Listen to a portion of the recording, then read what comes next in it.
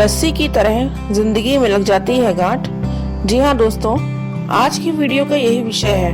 हम अपने जीवन में क्रोध एवं अहंकार को पता नहीं कब अपना लेते हैं और उसका कारण भी जानना नहीं चाहते और ना ही उस कारण का निवारण करना चाहते हैं। हम भूल जाते हैं कि ये क्रोध और अहंकार ना हो तो हमारा जीवन कितना सरल हो जाएगा। तो आज की कहानी इसी विषय पर आधारित है, जिसका शीर्षक है रस्सी की तरह जिंदगी में लग जाती है गांठ।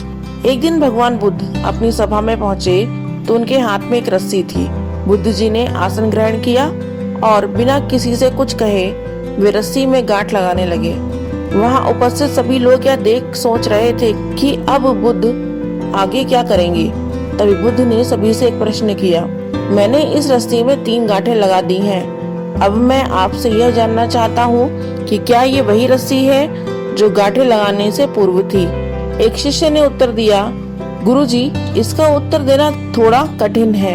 यह वास्तव में हमारे देखने के तरीके पर निर्भर है। एक दृष्टिकोण से देखें तो ये रस्सी वही है, इसमें कोई बदलाव नहीं आया है।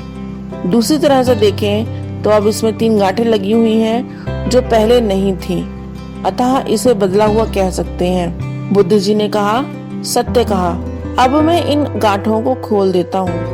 यह कहकर भगवान बुद्ध ने रस्सी के दोनों सिरों को एक दूसरे से दूर खींचने लगे। उन्होंने पूछा, तुम्हें क्या लगता है, इस प्रकार इन्हें खींचने से क्या मैं इन गांठों को खोल पाऊंगा? तो शिष्य ने उत्तर दिया, नहीं नहीं, ऐसा करने से तो गांठें और भी कस जाएंगी और इन्हें खोलना और मुश्किल हो जाएगा। बुद्ध ने कहा, ठीक है, अब एक आखिरी प्रश्न बताओ, इन गांठों को खोलने के लिए हमें क्या करना होगा? एक शिष्य ने कहा, इसके लिए हमें देखना होगा कि इसे कैसे लगाया गया था। तब भगवान बुद्ध ने कहा, मैं यही तो सुनना चाहता था।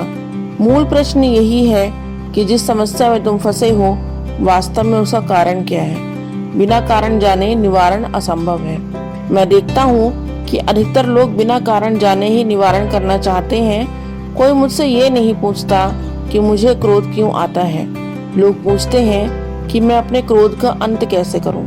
कोई यह प्रश्न नहीं करता कि मेरे अंदर अहंकार का बीज कहां से आया।